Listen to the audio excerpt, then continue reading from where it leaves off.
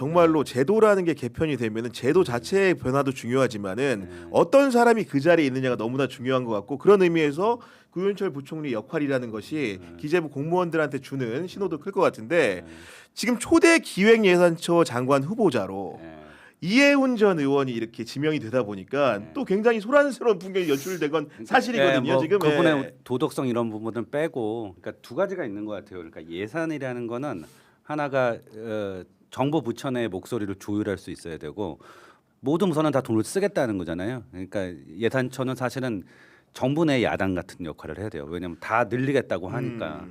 그다음에 동시에 또 집권당도 항상 예산을 쓰겠다고 하니까 사실은 그 집권당을 상대로 또 야당을 해야 돼요. 그렇구나. 그러면서 네. 또 야당의 말을 들어줘야 되기 때문에 사실은 예산처가 되게 외로운 존재예요. 파워풀해 보이지만, 그러니까 유일하게 예산처의 어떻게 보면 힘은 대통령의 지시사항이라는 거예요.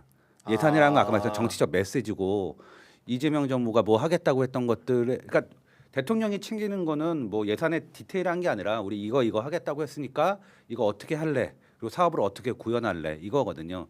그걸 가지고 부처와 여당과 야당을 설득하는 건데, 일단 저는 뭐 개인적으로 의원을 여러 번 하신 분들은 기본적인 지적 능력이 있다고 생각해요. 그러니까 그거에 대해서는 국회의원을 한 분들은 그럼요. 네. 우리가 생각하는 것보다 국회의원들 훨씬 더 정보가 많고 똑똑합니다. 그건 맞습니다. 네. 그래서 그거는 전 중요한 이슈는 아니라는 생각이 들고, 근데 이제 이해훈 장관이 그러면 되시면 일단 야당을 설득할 수 있냐, 안 될 것 같죠. 쉽지 않아 보여요. 또 뭐 그럴 수 있죠. 왜냐하면 본인이 했으니까 정치적으로 대결이 있을 수 있지만 결국 이거 하나 챙겨줄게 이럴 수도 있잖아요. 그렇죠? 소원 수리는 뭔지 아니까 이거 우리가 적극적으로 반영해 줄 거야라고 해서 설득할 수도 있고. 근데 또 여당하고 그러면 같이 협력을 할 수 있냐? 사실 여당 입장에서는 좀 떨떠름하잖아요. 우리 사람도 아니고 데려온 사람이고, 사실 어떻게 보면 대통령이 지명을 했기 때문에 가만히 있는 것뿐이지 내키지는 않을 거예요. 그래서 제가 보기에 제일 중요한 건 이제 뭐 이후에 어떻게 하실 것보다도 일단 청문회 때 자기와 관련된 여러 가지 의혹들을 확실하게 불신시키고, 네. 그다음에 대통령의 선택이 나름 문제가 없었다는 걸 보여줄 수 있는 정치력을 발휘해야 된다. 그리고 난 다음에는 이제 제일 중요한 건 자기 정치하려고 하면 안 되고, 사실 그 자리도 자기 정치할 수 있는 자리잖아요. 충분히 그렇죠. 네. 또 더군다나 정치인 출신인데, 근데 그러지 말고 어쨌든 이재명 정부의 국정 철학을 반영하는 예산 하나 잘 만들고 그걸 잘 하고 나면 그 다음부터는 자기 정치하실 수도 있겠죠. 근데 이제 과연 이분이 그런 걸 할 수 있는 분인가에 대해서는 잘 모르겠어요. 아니 지금 많은 분들이 이해훈 그 후보자에 대해서 보면은 흔히들 이제 학력과 이제 업력을 두고선 그래도 이 정도 자리에 오를 만한 사람이 아니나 말을 하는데, 걱정하시는 분들은 이재명 정부가 대통령을 배출하기까지 생각했던 대선 기간에 표방했던 경제 정책의 상과 이해훈 그 후보자가 걸어온 길이 약간 상충되는 거 아니냐, 이런 지적하는 분들도 있거든요. 그러니까 제가 처음 그 예원 후보자 내정됐다는 얘기를 듣고서 뭐 여러 가지 복잡한 생각이 들었지만은 좀 긍정회를 돌려가지고 윤희석보다는 낫지 않냐. 윤희석 전 의원이 왔던 것보다는 요게 낫다. 요게 낫다고 보여지고, 그 이혜원 후보자가 재정학 전공자입니다. 그래서 박사학위 논문을 못 썼냐면은 이제 뭐 의료보험을 들었을 때 의료 소비가 이제 수요가 어떻게 될 건지 이거에 대해서 논문을 쓴 거거든요. 그래서 마음속에는 재정학자가 있다고 저는 생각을 해요. 네. 그런데 우리가 경제학자들 뭐 여러 스펙트럼이 있지만 재정학을 하는 이유는 시장에 대한 불신이 있기 때문에 하는 거거든요. 시장으로만 우리 경제가 못 돌아간다. 그래서 정부가 어떤 역할을 해야 되고 그게 재정이다. 이제 이렇게 보는 거기 때문에 그 긍정회를 돌려보면은 이혜훈 의원의 마음 어딘가에 고향에 전문가로서의 그게 있을 거다. 확고한 신념이 있을 것이다. 그렇게 네. 보고 그렇게 되면은 이재명 정부의 방향과 크게 달라질 거는 없을 것 같다. 전 차라리 어떻게 봤냐면은 내란에 대한 태도는 바꾸기 좀 어려운데 이거는 훨씬 더 쉽다 이렇게 봤고, 근데 내란에 대한 태도를 바꿨기 때문에 네. 요거 바꾸는 거는 그냥 손바닥 뒤집는 것처럼 금방 바꿀 수 있고, 조금 더 긍정회를 더 돌려보면은 오히려 재정 확자로서 국민의힘에서 보수적인 그 경제학자 역할을 하는 게 더 어려웠을 거다.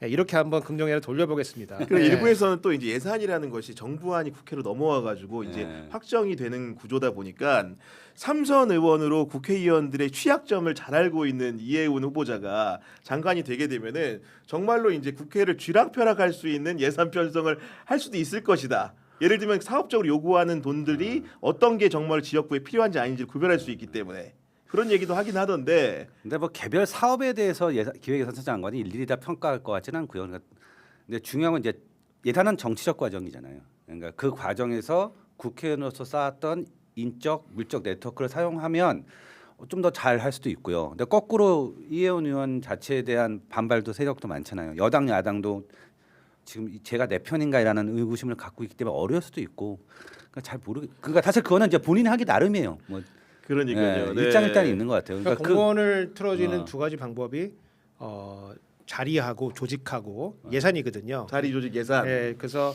그 조직은 이제 행안부에 이제 조직 담당하는 국이 있고, 요거는 이제 예산실을 틀어진 거기 때문에 일단 공무원들 다 틀어줬다 이제 이렇게 정치인이 틀어졌기 때문에. 왜냐면 내부적으로는 그 기존의 차관이 장관 추천이 올라간 걸로 제가 들었어요. 아, 정보가 많으시네요. 아, 정보 지금 많아요. 보니까. 예, 오늘 단독 두 개째 지금 풀고 계신 것 같은데. 경제학계 그러니까, 네. 국정원장입니다.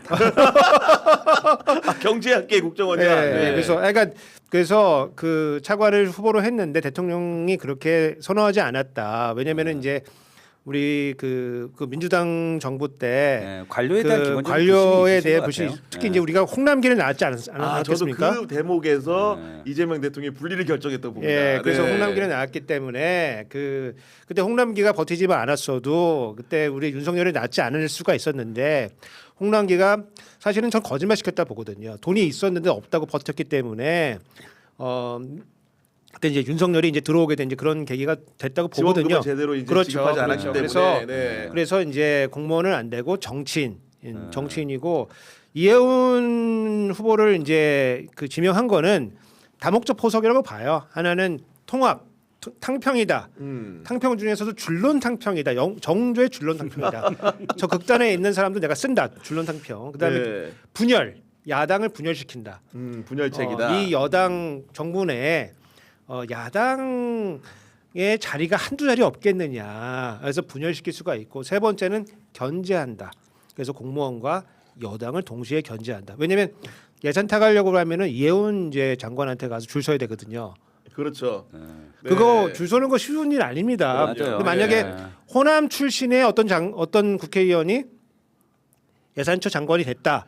그거는 이제 네트워크를 할 수가 있잖아요, 뭔가. 근데 이혜훈이 거기 버티고 있다 그러면은 그거 타가기 만만치 않을 거거든요. 그런 의미에서 대통령이 돈을 타가더라도 네. 논쟁하고 타가라. 그래서 견제의 의미가 있다. 저도 같은 생각인데 지금 일부 그 의원들 같은 경우에 이혜원한테 잘 봐달라는 문자 받았다고 언론에 제보했잖아요. 만약에 되잖아요. 본인이 문자 보내게 될 겁니다. 아마 그럼요. 그런 상황 곧 옵니다. 당연히 사리반별 잘하셔야 되겠다 생각이 들고 어쨌든 오늘 이렇게 경제로 두 분과 얘기 나눴는데 너무 즐거운 시간이었고 다음번에 또 저희 방송에서도 뵙는 기회 마련하도록 하겠습니다. 네, 수고해 알겠습니다. 주셔서 감사합니다. 예, 감사합니다.